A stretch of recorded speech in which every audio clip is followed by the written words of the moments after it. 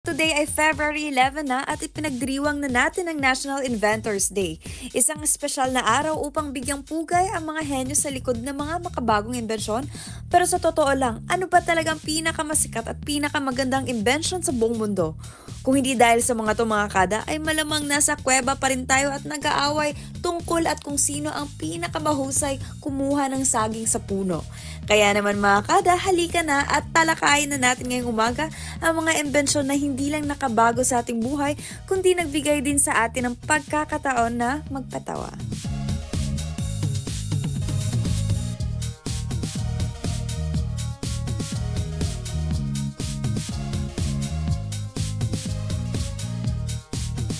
Unang-una na dito ang gulong na nadiskubre ni David Anthony noong 3500 BC. Si David Anthony ay isang emeritus professor mula sa Hartwick College. Ang simpleng gulong na ito ay nagbukas ng maraming pinto, hindi lamang sa mga sasakyan pati na rin sa ating mga pangarap. Isipin mo na lang, kung walang gulong, hindi tayo magkakaroon ng mga sasakyan, bisikleta o kahit ano pang mga skateboard dyan mga kada. Sa halip, baka naglalakad tayo sa buong araw at nagiging professional walkers na tayo ngayon at may mga medalya na tayo.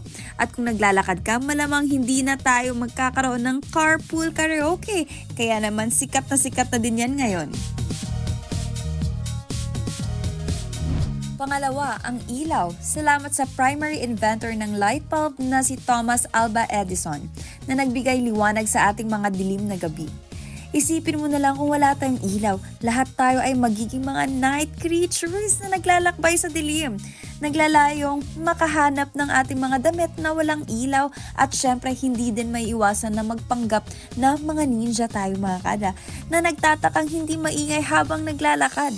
Pero salamat sa mga bumbilya at mas napadali ang ating buhay at nakakapag-midnight snacks pa tayo na hindi tayo natatakot na mabangga sa pader.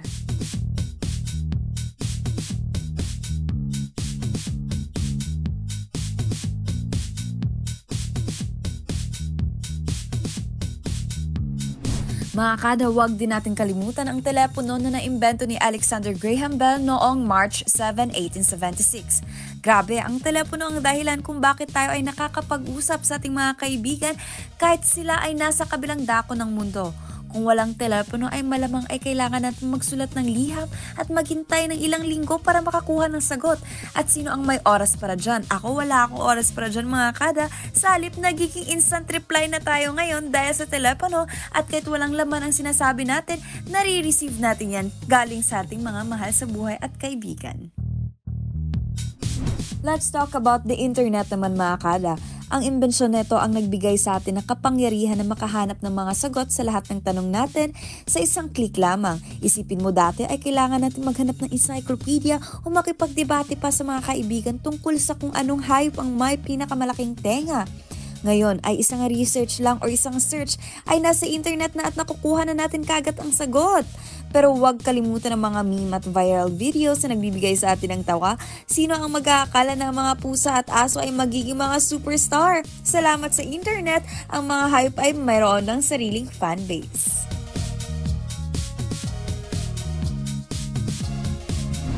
Isa pang nakakamanghang imbensyon ay ang penicillin. Ang gamot na ito ay parang superhero sa mundo ng medisina. Noong hindi pa ito natutuklasan, ang mga tao ay parang mga pasahero sa isang masamang biyahe ng bus na walang aircon. Ang simpleng sipon ay maaaring humantong sa malubhang sakit. Ngayon, salamat kay Alexander Fleming, ang penicillin ay nagbibigay daan na mapabilis ang paggaling. Pero isipin mo kung walang penicillin, baka mga tao ngayon ay nag-iimbento na ng sariling mga gamot. Isipin mo may magsasabi sa'yo, may lagnat ka, uminom ka ng kape at kumain ka ng tsokolate, siguradong gagaling ka.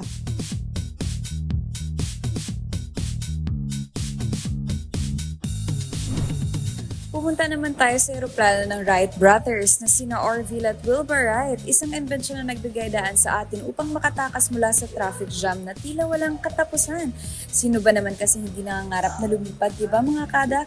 Kaya naman salamat sa mga inventor na to at nagkaroon tayo ng eroplano na parang malaking ibon na kayang dalhin tayo sa ibang bansa sa loob lamang ng ilang oras. Pero mga kada, aminin natin minsan ang paglipad ay tila isang roller coaster ride, lalo na kapag may turbulence. Kaya naman sa susunod na sumakay sa eroplano, huwag kalimutang magpasalamat sa mga inventor na nagbigay sa atin ng pagkakataon makapaglakbay sa mga himpapawid.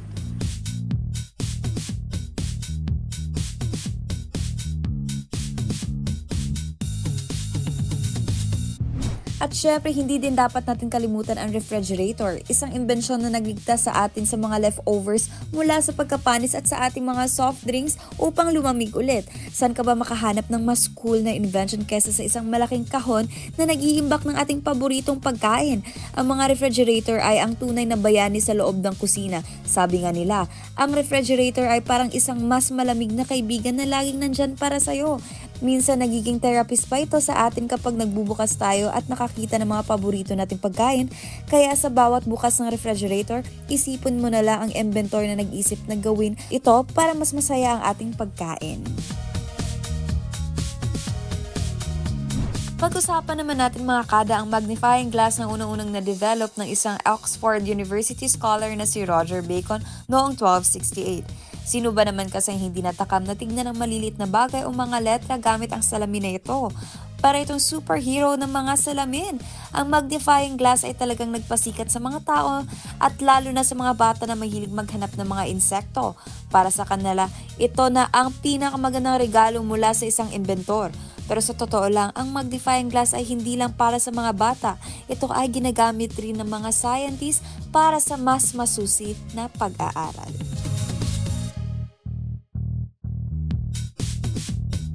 Wala namang masama sa pagkanta kahit wala sa tono o walang boses. May mga natuklasang magagaling umawit dahil sa karaoke, lalo na dito sa Pilipinas. Tama ba ako mga kada? At ang mas nakakatuwa pa rito ay isang Pinoy rin na nakatuklas ng karaoke na madalas nating marinig at gamitin sa mga birthdays at family events. Siya ay si Roberto De Rosario, kaya kahit sa ang singing contest pa yan, kayang-kaya makipagsabayan ng mga Pinoy dahil kay Roberto De Rosario.